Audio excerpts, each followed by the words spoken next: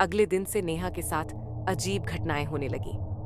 उसके सपनों में वही किताब और महिला की डरावनी मुस्कान बार बार आने लगी। जब भी वह सोने की कोशिश करती, उसे लगता जैसे कोई उसे घूर रहा हो। उसने खुद को समझाने की कोशिश की कि यह सब उसके दिमाग की उपज है और उसने बस एक डरावना सपना देखा होगा। लेकिन हकीकत उससे कहीं ज्यादा भयानक थी। वह किताब उसकी जिंदगी में कुछ बुरा लेकर आई थी और उसे छुटकारा पाना अब नामुमकिन था।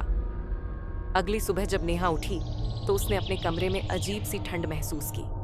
खिड़कियां बंद थीं, फिर भी एक ठंडी हवा कमरे में घूम रही थी। उसने बिस्तर से उठकर दरवाजे की तरफ देखा और तभी उसकी नजर एक किताब पर पड़ी जो टेबल पर रखी थी।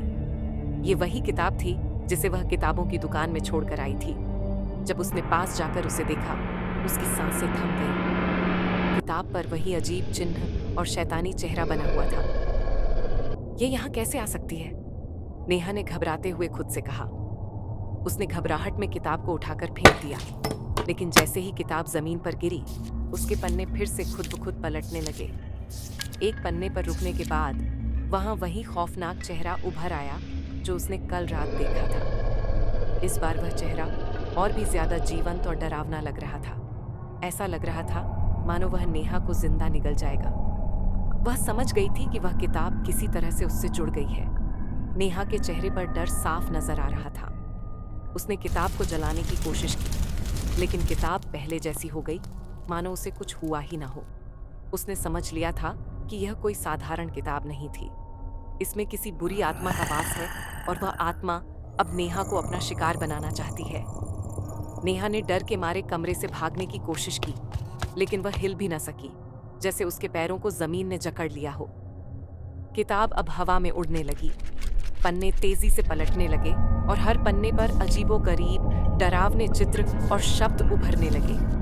अचानक किताब के पन्नों से धुआं निकलने लगा जो सीधा नेहा की तरफ बढ़ रहा था। नेहा ने चिल्लाने की कोशिश की, लेकिन उसके गले से आवाज नहीं निकली।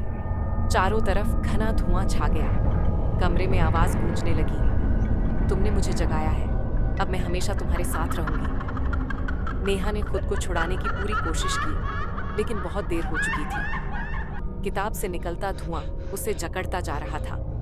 अगले ही पल वह किताब के अंदर समा गई। किताब ने उसे हमेशा के लिए अपने पन्नों में कैद कर लिया। कुछ देर बाद धुआं हट गया। कमरे में बस वही किताब रखी हुई थी, जिसके पन्ने अभी भी धीमे धीमे पलट रहे थे, मानो कोई नई आत्मा की तलाश में हो।